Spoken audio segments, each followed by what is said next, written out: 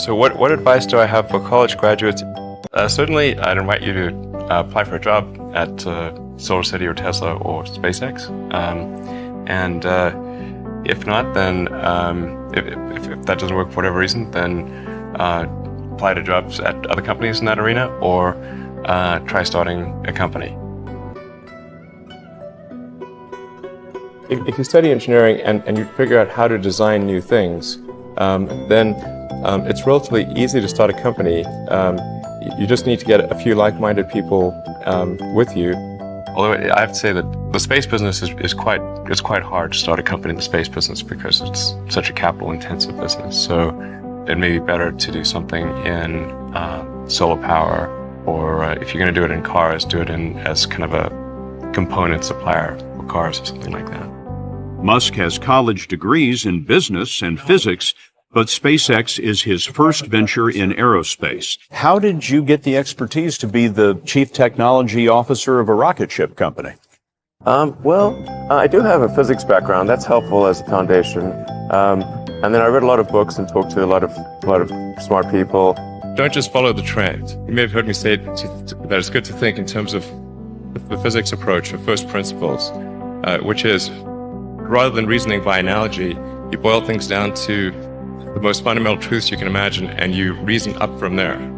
And this is a good way to figure out if something really makes sense, or if it's just what everybody else is doing. It's hard to think that way. You can't think that way about everything. It takes a lot of effort. But if you're trying to do something new, it's the best way to think. And that framework was developed by physicists to figure out counterintuitive things like quantum mechanics. So it's really a powerful method. And I want to know, what is the one thing that has surprised you about your life? Well, I'm surprised by the whole thing, honestly. I certainly didn't expect to be for any of these things to happen, honestly.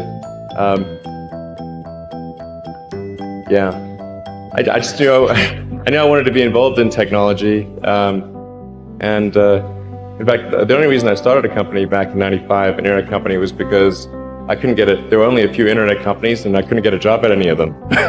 So I tried to get a job at Netscape, and sent my resume in and tried hanging out in the lobby, but I was too shy to talk to anyone.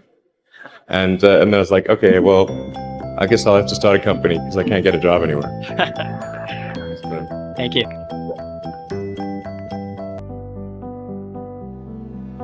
I wouldn't say I'm fearless.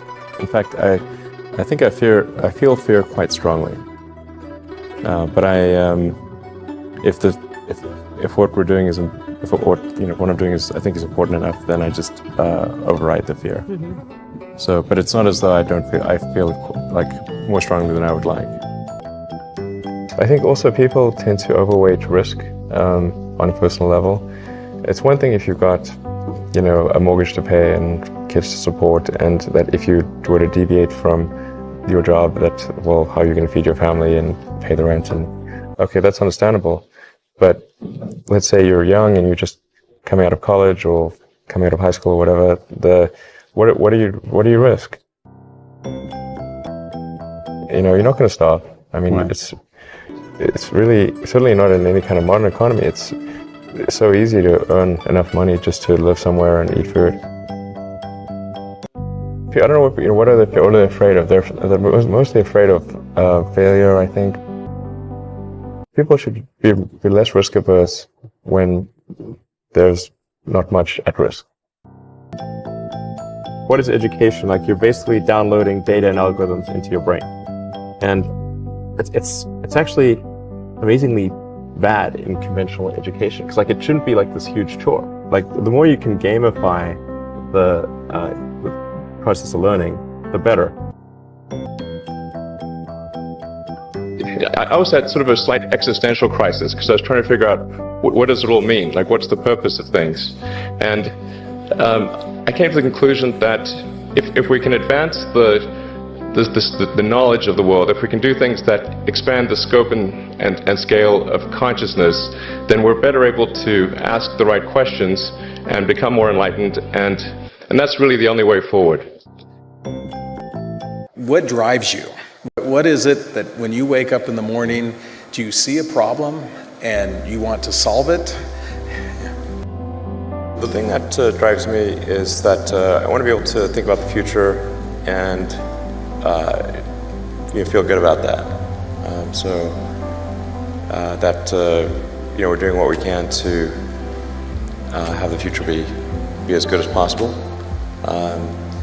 to be inspired by what is likely to happen, and to look forward to the next day. That's what really drives me is trying to figure out how to make sure that things are great and going to be so, and that's the underlying principle behind Tesla and SpaceX. Is that I think it's pretty important that we accelerate the transition to sustainable generation and consumption of energy. It's inevitable, but it matters if it happens sooner or later.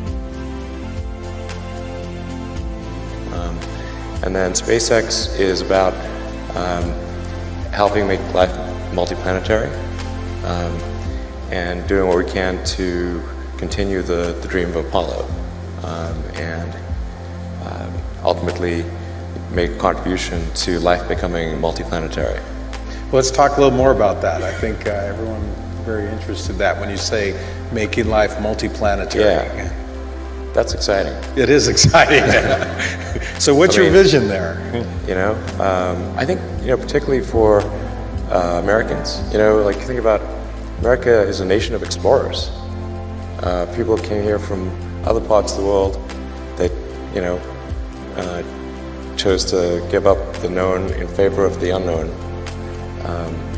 So I think exploration, like I think the United States is a distillation of the human spirit of exploration, and so that's why it appeals to Americans so much. You can see this when, say, there was a shuttle tragedy, and 7 people died, and that's terrible. But a lot of people die all the time. But why do we care so much? Because it was the dream of exploration that was dying along with those people. That's why. I thought both Tesla and SpaceX would fail at the beginning. You saw it? Yeah, sure. Really?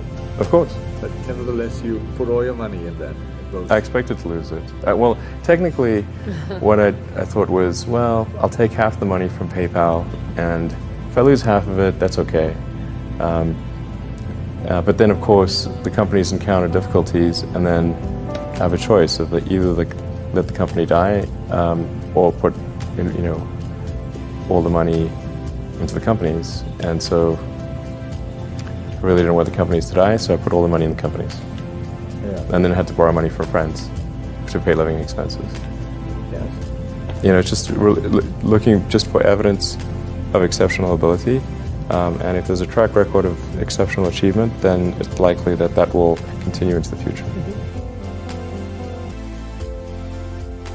Well, it really depends on the stakes. If the stakes are high, if it's really important, then I will overcome the fear and just do it anyway. But essentially, I just drive overrides fear, but I feel the fear. It's kind of annoying. I wish I didn't. Okay. I wish I felt it less. Some people want to live forever over a much longer period of time, and they see AI as the only way to go. Digital superintelligence as the only thing that can figure out how to get them to live forever. I think it goes a lot in the category. So you prefer to have AI